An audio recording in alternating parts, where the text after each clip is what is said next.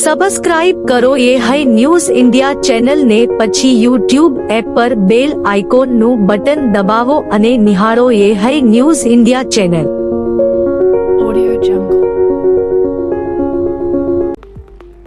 અંબાજીમાં ફરી એકવાર વાતાવરણમાં પલટો જોવા મળી રહ્યો છે. સતત 2 દિવસ વરસાદ બાદ એક દિવસ છોડીને ચોથા દિવસે ફરી વરસાદ પડ્યો છે. અંબાજીમાં સવારથી કાળા ડિબાંગ વાદળો ઘેરાયા હતા, જે બાદ બપોરના સુમારે ધીમી ધારે વરસાદની શરૂઆત થઈ હતી. લોકોએ ફરી અષાઢ માસની જેમ વૈશાખમાં છત્રીનો સહારો લેવાની ફરજ પડી હતી. ગરમીના ઉકળાટથી લોકોને આંશિક રાહત મળી છે. બીજી તરફ ઉનાળુ પાકને લઈને ખેડૂતોમાં ચિંતાનો માહોલ જોવા મળી રહ્યો છે. મહત્વનું છે કે કેરી, ડાંગર, બાજરો તેમજ અન્ય પાકને નુકસાનીમાં ભયને લઈને ખેડૂતો ચિંતામાં મુકાયા છે. પાક હેન્ડલર્સે અમૃતસર લશ્કરી મથક પર હુમલાનો ખોટો આરોપ લગાવતા 2024નો જંગલની આગનો વિડીયો વાયરલ કર્યો છે.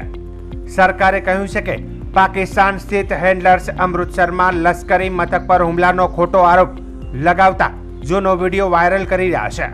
પ્રેસ ઇન્ફોર્મેશન બ્યુરોના ફેક્ટ ચેક યુનિટ અનુસાર શેર કરવામાં આવી રહેલો વિડીયો 2024ની જંગલની આગનો છે. સરકારે નાગરિકોને ખોટી માહિતી શેર કરવાનું ટાળવા અને સચોટ માહિતી માટે માત્ર સરકારના સત્તાવાર સ્ત્રોતો પર આધાર રાખવા જણાવાયું છે.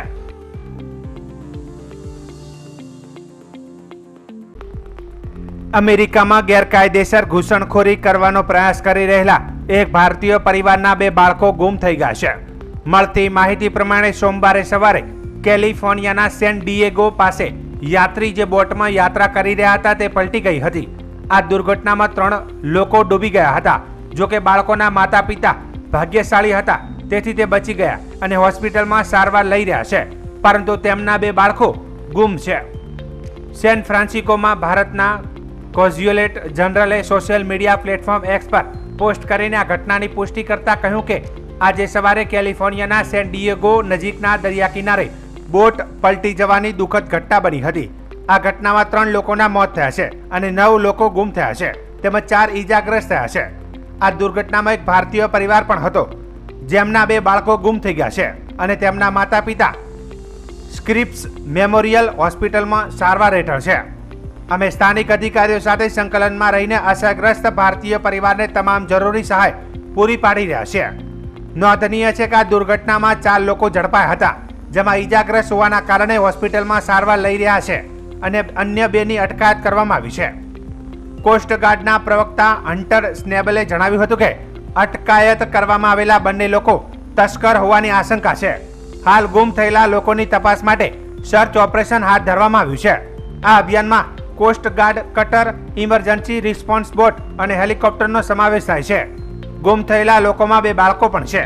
જોકે હજુ સુધી સ્પષ્ટ નથી કે આ બોટ ક્યાંથી આવી રહી હતી, પરંતુ સૂર્યોદયની તુરંત જ બાદ મેક્સિકન સીમાથી લગભગ 35 માઇલ 56 કિલોમીટર ઉત્તરની દિશાએ પલટી હતી.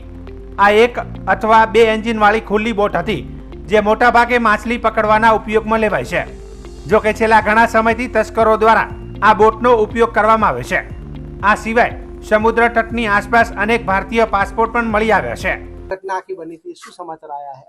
આ સમાચાર મંગળવારના સવારે અમને ત્યાંથી જાણ અમદાવાદ થઈ અને અમદાવાદ વાળે અહીંયા જાણ કરી. એટલે એ રાત્રે મંગળવાર રાત્રે અમારા ઈશ્વરભાઈને એમને એ લોકો લેવા માટે અહીંયા આવ્યા. તે લગભગ રાત્રે 12 વાગે 2 ગાડીઓ આવી હતી. અહીં ઊભી રાખી રાતે લઈ જાય, પણ મને તો ખબર નથી કે રાતે લઈ જાય. પણ આ તો સવારે અમે ઉઠ્યા ને બધું થયું, પછી સવાર થઈ એટલે મારા ઉપર રીંગ કુકરવાળા થઈ આવી કે ભાઈ આવી કંઈક ઘટના બની છે, કોઈ એમ કે આપણા આનંદપુરાનો કોઈ 2 નંબર જેલું કોઈ છે? એટલે મેં કીધું હા ભાઈ 2 નંબરનો જેલો ભાઈ એક છે, 4 જણ શું કીધું એને કે સારી સખત દુર્ઘટના સારી છે. મેં કીધું કેમ લે?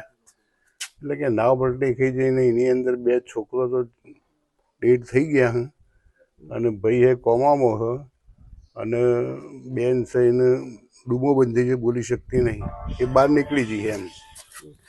આવા સમાચાર મળ્યા. એટલે પછી મેં કે ભાઈ દિનેશભાઈ કરી કોઈ વખત દિનેશભાઈ નહીં, બ્રિજેશભાઈ ઈશ્વરભાઈ ખરા, એ પ્રમાણે કે નામ સારી છે. પછી એને ટેલિફોન મૂકી દીધો મને વાત કરીને. પછી મેં એ તરત આવીને પાછળ જોયું એટલે મેં કીધું ઈશ્વરી પાછળ છે કે નહીં, તો પાછળ જોવા આવ્યા તો તારું માળી લીધું. એટલે આપણે વાતા કોને કરીએ. પછી એના ભાઈ હતા, એ ભાઈ તો હતા પણ ભાઈએ બહુ મગજ ઈવોને પેલી એવું હોય તો ઈવોની વાત કરીએ પેલી થાય એવું હતું. એટલે ઈવોને મેં વાત ના કરી. એટલે પાછી ઈવન 9 વાગે ગાડી લેવા આવી સવારે, એ પછી 9 વાગે આવી ગયા. એટલે આ રીતની દુર્ઘટના આખી બની. लीगली क्या था? अनलीगली का मैसेज है कोई? હા, लीगली क्या था? Illegally message? અનલીગલી 2 નંબરમાં છે. 7 મહિનાથી ગયેલા. આજે પરિવાર તમારો શું થાય? કયો? આજે પરિવાર અમેરિકા ગયો તો ગામનો જ પરિવાર ગણાય અમારો. પાડોશી પાડોશી ગણો. અમે ઘર બનાવે એ પાડોશી નહીં. અમે પહેલાથી બધા મોટા વખતથી લઈ રહેલા બધા. તમારું મારું નામ કાલિદાસભાઈ, કાલિદાસભાઈ. કાલિદાસ સોમદાસ પટેલ. ભારતે બુધવારે પાકિસ્તાન અધિકૃત કાશ્મીર પીઓકે અને પાકિસ્તાનની અંદર આતંકવાદી ઠેકાણાઓ પર હવાઈ હુમલા કર્યા હતા. આ પછી પાકિસ્તાને પોતાના બચાવમાં અનેક ખોટા દાવાઓ કર્યા હતા. જો કે આ દરમિયાન એક પાકિસ્તાની નાગરિકનો વિડીયો સોશિયલ મીડિયા પર ઝડપથી વાયરલ થઈ રહ્યો છે, જેમાં તે પોતાની સેનાની નિષ્ફળતાનો નિખાલસપણે ઉજાગર કરી રહ્યો છે. વિડીયોમાં આ વ્યક્તિ કહે છે કે ભારતે પાકિસ્તાન પર 24 મિસાઇલો છોડી અને બધી જ તેમના લક્ષ્ય પર સચોટ રીતે તાટકી. તેણે કહ્યું હતું કે અમે એક પણ મિસાઇલને રોકી શક્યા નથી. જ્યારે ભારતે પોતાના તમામ લક્ષ્યો પૂર્ણ કર્યા. આ ખરેખર ઘરમાં ઘૂસીને મારવા જેવું હતું. તેણે આગળ ઇઝરાયલનું ઉદાહરણ આપતા કહ્યું હતું કે ઈરાનની હજારો મિસાઇલોમાંથી ભાગ્યે જ 1-2 ઇઝરાયલમાં પડે છે, કારણ કે તેમની રક્ષણ વ્યવસ્થા અત્યંત મજબૂત છે. અમારી પાસે આવું કંઈ નથી. અમે ભારતની એક પણ મિસાઇલને નષ્ટ કરી શક્યા નથી. આ પાકિસ્તાની નાગરિકે એમ પણ જણાવ્યું કે ભારતે ન તો સૈન્યના ઠેકાણાઓને નિશાન બનાવ્યા, ન તો રહેણાંક વિસ્તારોને, નહીં તો પરિસ્થિતિ વધુ ગંભીર થઈ શકી હોત. તેણે પાકિસ્તાન દ્વારા વાયરલ કરાયેલી તસવીરો અને ભારતીય વિમાનોને પાડવાના દાવાઓને ફેક ન્યૂઝ ગણાવ્યા છે. આ વિડીયો સામે આવ્યા બાદ પાકિસ્તાનની રક્ષણ તૈયારીઓ અને ખોટા પ્રચારની ભારે ટીકા થઈ રહી છે. આ વિડીયોને હજારો લોકો શેર કરી રહ્યા છે અને તે સોશિયલ મીડિયા પર ચર્ચાનું કેન્દ્ર બની ગયું છે. इंडिया ने जो टारगेट सेट किया हुआ था, इंडिया ने वो टारगेट अचीव किया.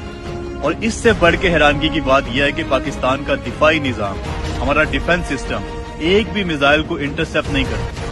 दूसरी अफवाहें ये फैलाई जा रही थी, सारी रात को पाकिस्तानी मीडिया लगा हुआ था, सोशल मीडिया के ऊपर तमाम बूट पॉलिसी लगे हुए थे, वो पाकिस्तान ने इंडिया के जहाज गिरा दिए हैं.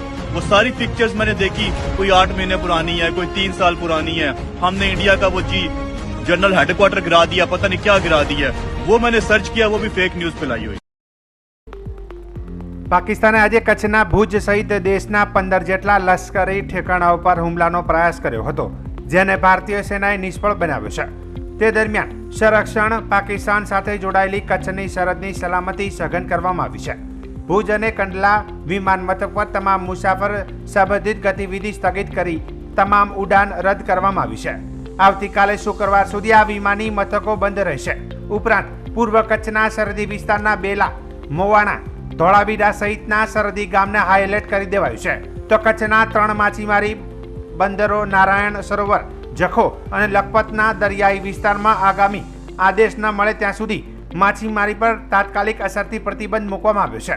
તો બીજી તરફ કચ્છની ભારત પાકિસ્તાન સરહદ નજીકના ખાવડા પાસેના ધોબરાણા ગામમાં આજે એક શંકાસ્પદ ડ્રોન તોડી પડાયું હતું.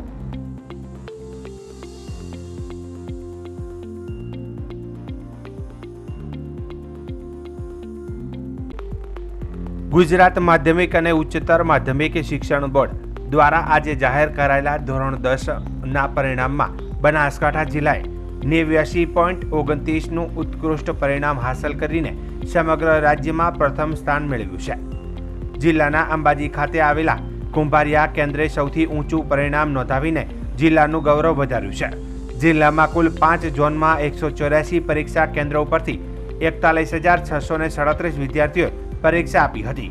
આમાંથી 1412 વિદ્યાર્થીઓ A1 ગ્રેડ પ્રાપ્ત કર્યો છે, જે જિલ્લાની શૈક્ષણિક ગુણવત્તાનો પુરાવો આપે છે. આ ઉપરાંત જિલ્લાની 145 શાળાઓએ 100% પરિણામ હાંસલ કરીને રાજ્યમાં શ્રેષ્ઠ પ્રદર્શન નોંધાવ્યું છે. જિલ્લા શિક્ષણ અધિકારીએ જણાવ્યું હતું કે બનાસકાંઠા જિલ્લાનું આ પરિણામ શિક્ષકો, વિદ્યાર્થીઓ અને વાલીઓની સખત મહેનતનું પરિણામ છે. અંબાજીના કુંભારિયા કેન્દ્રે ખાસ કરીને ઉત્કૃષ્ટ પ્રદર્શન કર્યું છે, જે આપણા માટે ગર્વની વાત છે. શિક્ષણ વિભાગના અધિકારીએ વધુમાં જણાવતા કહ્યું હતું કે જિલ્લાની શાળાઓમાં ગુણવત્તાયુક્ત શિક્ષણ નિયમિત મૂલ્યાંકન અને વિદ્યાર્થીઓના સર્વાંગી વિકાસ પર ધ્યાન આપવામાં આવ્યું છે, જેનું પરિણામ આ સફળતા રૂપે સામે આવ્યું છે. બનાસકાંઠા જિલ્લાના પરિણામથી વિદ્યાર્થીઓ, શિક્ષકો અને વાલીઓમાં ઉત્સાહનો માહોલ છે. જિલ્લાએ આ સિદ્ધિને જાળવી રાખવા અને ભવિષ્યમાં વધુ સારું પ્રદર્શન કરવા માટે પ્રતિબદ્ધતા વ્યક્ત કરી છે. માહી નરેશભાઈ, હું ધોરણ 10માં કેકે ગોઠી હાઈસ્કૂલમાં અભ્યાસ કરતી હતી, જેમાં મારું રિઝલ્ટ આ વખતે 95.67 આવ્યું છે. આનો શ્રેય મારા માતા પિતા, ગુરુજીઓ, ભગવાન અને આ સ્કૂલના બધા જ શિક્ષકશ્રી જે મને ખૂબ સારું અભ્યાસ કરાવતા હતા તેમને આપું છું. અત્યારે આજના યુગમાં ફોનનો યુઝ બહુ કરી રહ્યા છે લોકો, તો ફોનનો ઓછામાં ઓછો ઉપયોગ કરવો જોઈએ અને અભ્યાસ પર વધારે ધ્યાન આપવું જોઈએ. કેટલા કલાકની મહેનત રહેતી? દિવસના 5-6 કલાક 6 કલાક મહેનત કરું. રિઝલ્ટ છે એનાથી સંતુષ્ટિ છે? હા, સારું છે રિઝલ્ટ. શું આગળ શું છે? આગળ મેં અત્યારે ધોરણ 11માં બાયોલોજીમાં એડમિશન લીધું છે. આગળ ડૉક્ટર બનવાની છે. ઓકે, આજે ધોરણ 10નું પરિણામ તમારું આવ્યું છે, કેટલા ટકા આવ્યા છે? આગામી શું ગોલ છે? મારું નામ ભાણોતર નિરાલી કલ્પેશભાઈ છે. આજે એસએસસી બોર્ડનું રિઝલ્ટ આવ્યું. મારે 97.50% આવ્યા છે અને અત્યારે મેં સાયન્સ બાયોલોજીમાં અભ્યાસ કરું છું. મારો આગળનો ગોલ MBBS ડૉક્ટર બનવાનું છે. કેટલા કલાકની રોજ મહેનત કરતી? 4.5-5 કલાકની રોજની મહેનત કરતી. રિઝલ્ટ આવ્યું છે, કેવી સંતુષ્ટિ થાય? સારું આવ્યું પરિણામ. ધાર્યા કરતાં તો સારું જ આવ્યું છે. કોને આપો છો આને પરિણામ? આનો શ્રેય હું મારા શિક્ષકો, મારા માતા પિતા તેમજ મને સપોર્ટ કરનાર તમામને આપું છું. આજે ગુજરાત માધ્યમિક અને ઉચ્ચતર માધ્યમિક શિક્ષણ બોર્ડ ગાંધીનગર દ્વારા સવારે 8 વાગે એસએસસી નું રિઝલ્ટ ડિક્લેર કરવામાં આવેલું છે. માનનીય અધ્યક્ષ શ્રી બોર્ડ, માન્ય કમિશનરશ્રી, કમિશનર શાળાઓની કચેરી તેમજ માન્ય કલેક્ટર સાહેબ શ્રી બનાસકાંઠાના માર્ગદર્શન અને પ્રેરણા નીચે બનાસકાંઠાએ સમગ્ર રાજ્યમાં પ્રથમ નંબર મેળવેલો છે. જો બનાસકાંઠાની વાત કરું તો બનાસકાંઠાની અંદર એસએસસી બોર્ડના કુલ 5 ઝોન રાખવામાં આવેલા હતા અને કુલ 184 કેન્દ્રો હતા. કુલ 41,637 બાળકોએ પરીક્ષા આપેલી હતી, જેમાંથી 1,812 બાળકો એ ગ્રેડ મેળવેલો છે તેમજ 4,808 બાળકો A2 ગ્રેડમાં ઉત્તીર્ણ થયેલા છે. સમગ્ર રિઝલ્ટની વાત કરું તો બનાસકાંઠાનું રિઝલ્ટ 89.29% છે, જે સમગ્ર રાજ્યમાં પ્રથમ છે. જે શાળાઓ છે એ તમામ શાળાઓમાંથી કુલ 145 શાળાઓએ 100% રિઝલ્ટ મેળવેલ છે. તેમજ બનાસકાંઠા જિલ્લાની માત્ર એક શાળા 10% કરતાં ઓછું રિઝલ્ટ મેળવેલી છે.